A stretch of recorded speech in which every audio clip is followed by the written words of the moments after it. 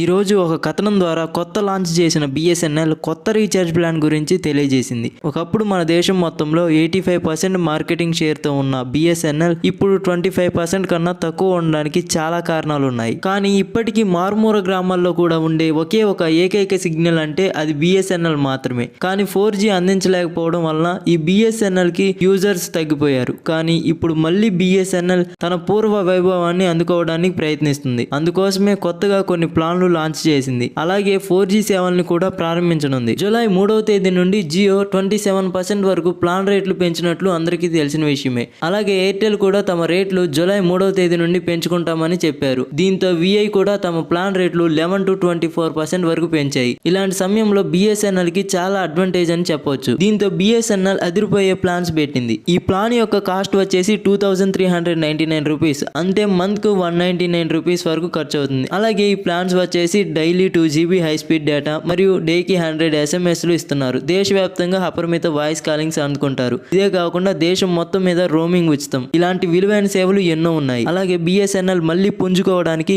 పరోక్షంగా మన గౌరవనీయులైన రతన్ టాటా గారి హస్తం ఉన్నట్లు తెలుస్తుంది. మరి బిఎస్ఎన్ఎల్ ప్లాన్స్ మీద మీ అభిప్రాయాన్ని కామెంట్స్ లో పెట్టండి.